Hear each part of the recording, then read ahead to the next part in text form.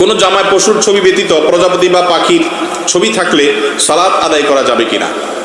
আজকাল শয়তান এমন সিস্টেম করেছে যে টি শার্ট কিনবেন, পিঠে কোনো পশু বা প্রাণীর ছবি আছে, হোক সেটা প্রজাপতি, এটা একটা প্রাণী, ছবি আছে, অথবা বুকে আছে। অনেক সময় অনেক খেলোয়াড়দের ছবি নেওয়া টি শার্ট, ছবি থাকা টি শার্ট, এগুলো পরে আমাদের অনেক ভাইরা নামাজ পড়েন। তো নামাজের মধ্যে এরকম পোশাক ব্যবহার করা মাকরুহ, গুনাহ হবে। যদিও নামাজ হয়ে যাবে, কিন্তু নামাজটা ত্রুটি থেকে গেল। কি থেকে গেল? ত্রুটি। এই নামাজ জন্য হিসাব দিতে হবে কিয়ামতের দিন। এই জন্য ছবি আলা, সেটা মানুষ হোক, প্রাণী হোক, প্রজাপতি হোক, যদি ক্লিয়ার পরিষ্কার বোঝা যায়, কিছু যদি অস্পষ্ট হয় না, ছবির এমন কিছু বোঝা, শুধু শেপটা বোঝা যায়, চোখ মুখ কান নাই, তাহলে সেটা থাকলে অসুবিধা নেই। কিন্তু ক্লিয়ার একেবারে যদি কোনো প্রাণীর ছবি থাকে, সেই পোশাক নিয়ে নামাজ পড়লে নামাজ মাকরুহ হয়। এর কারণে ছোট গুনাহ হয়, নামাজে কিছুটা ত্রুটি হয়ে যায়। এই জন্য চেষ্টা করতে হবে ফ্রেশ কোনো কাপড় চোপড়, অন্তত প্রাণীর ছবি না থাকুক, অন্য কিছু থাকুক, অসুবিধা নেই। কথা কি বুঝাতে পারছি? যদি কেউ নামাজের সময় হয়ে গেছে, এমন কোনো টি শার্ট বা জামা গায়ে আছে যে ছবি আলা ছাড়া এখন নাই, এখন জামা পাবো কোথায়, বাসায় দূরে যাওয়ার ব্যবস্থা নেই, তাহলে কি করবেন? ওই জামা উল্টে পরবেন, যাতে করে ছবিটা ভিতরে চলে যায়। কথা কি বুঝাতে পারছি? কিন্তু আবার ছবি আছে আদিকে বাসায় দূরে, উল্টাইলে আবার মানুষ আমাদের বলবে যে মাথাটা নষ্ট হয়েছে, এই ভয় যদি থাকে, তাহলে ওই ছবি আলা জামা নিয়েই দরকার হলে পড়বেন, তারপর নামাজ ত্যাগ করা যাবে না। তবে উল্টানোর সৎসাহস থাকা উচিত। এরপরের প্রশ্ন হলো, খাওয়ার সময় বা আজানের সময় সালামের উত্তর দেওয়া জায়েজ আছে কিনা। খাওয়ার সময় সালাম দেওয়া বা সালামের উত্তর দেওয়াতে অসুবিধা নেই, এতটুকুতে কোনো অসুবিধা নাই।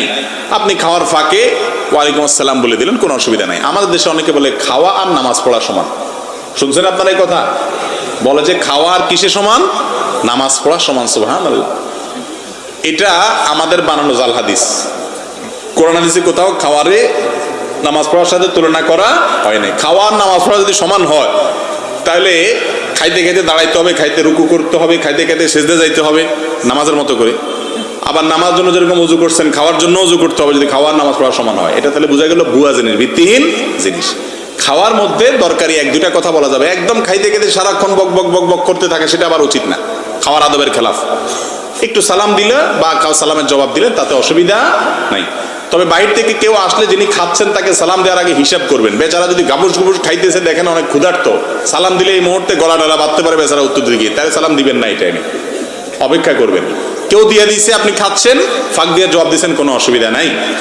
আজানের সময় সালাম দেয়া নেওয়া করা যাবে কিনা। উত্তর হলো, আজান যখন আমরা শুনবো তখন আজানের জবাব দিব, ওই সময় সালাম না, আজানের জবাব দিতে হবে।